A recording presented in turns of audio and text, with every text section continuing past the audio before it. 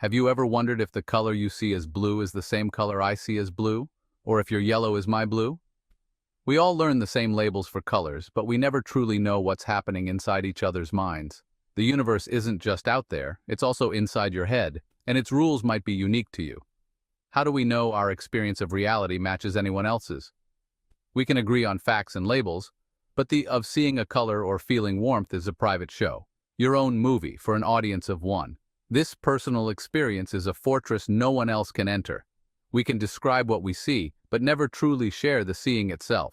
Imagine two astronauts looking at Earth. Their instruments agree on the data, but is the soul-stirring blue the same for both? Science can measure light, but not the awe it inspires. This puzzle separates the objective world of data from the subjective world inside your mind. We live assuming we all share the same reality, building societies and friendships on that assumption. But what if that foundation is shakier than we think? What if we're all living in slightly different universes, connected only by the words we use? The journey to understanding this mystery doesn't start by looking at the stars, but by looking inward. Your reality is a private universe, and that's where our story begins. Science is our best tool for understanding the universe. It explains color as our brain's interpretation of different wavelengths of light. Light hits an object, reflects at a certain wavelength, and our brain processes it as color.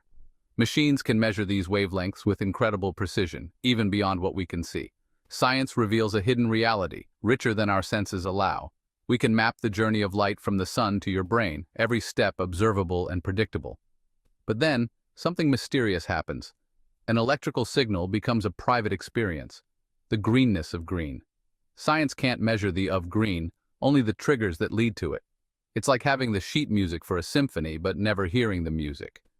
Your brain is the orchestra, your consciousness, the music. And for now, no one else can hear your concert. The wonder isn't just in the wavelengths, it's in how they become your personal reality. That's the wall science hasn't crossed. The final leap from physical process to private experience remains a mystery. Let's try a thought experiment. Imagine we grow up on an island with only two fruits, one red, one green. We call them fleep and glorp. We agree on the labels, but what if your fleep looks to you like my green and your glorp like my red? We'd never know. The words are just labels, not the experience itself. This reveals a truth about language. It's a shared code, not the experience. The raw, subjective feeling remains private. This isn't just about color. Think about love. We all use the word, but is your love the same as mine, or is my love your deep friendship? Language lets us build bridges between our silent universes, but it can't convey pure experience.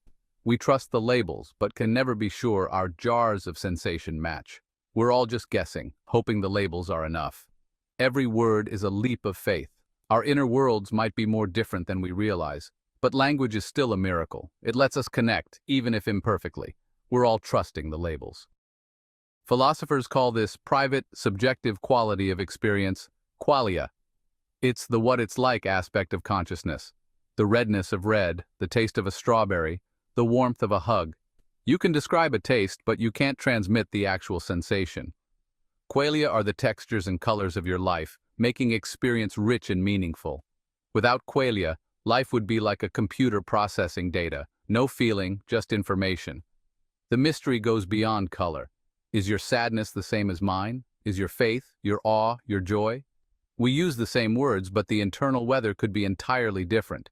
This is the hard problem of consciousness. Why does physical processing produce a private experience at all? Why isn't it all just happening in the dark, without an inner audience?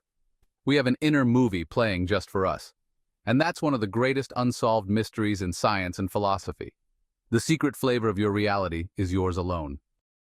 Imagine two friends, Alex and Ben, watching a sunset. The sky is ablaze with color.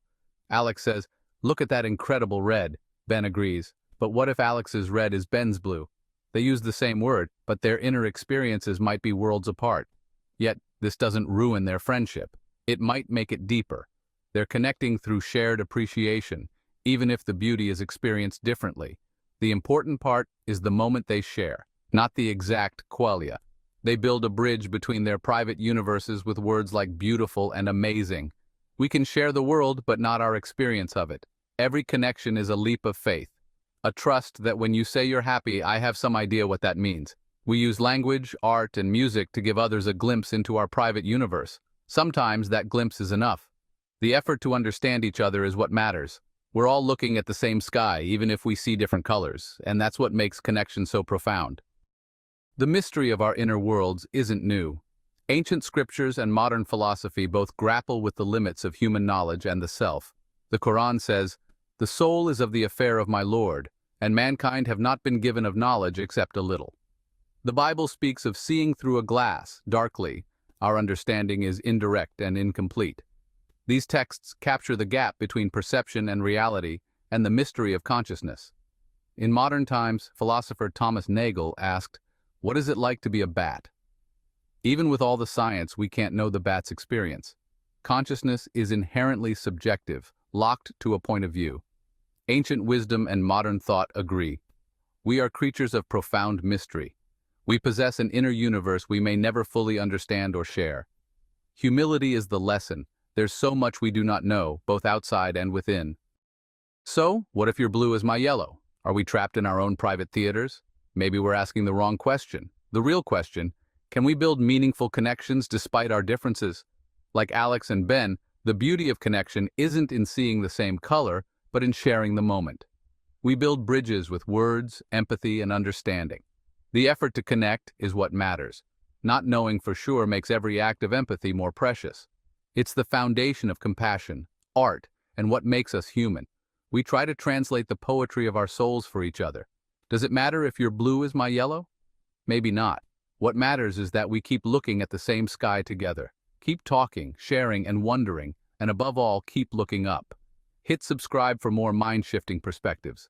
This is Bilal, Abyssinia. And remember, we may not see the same colors, but we're all chasing the same light.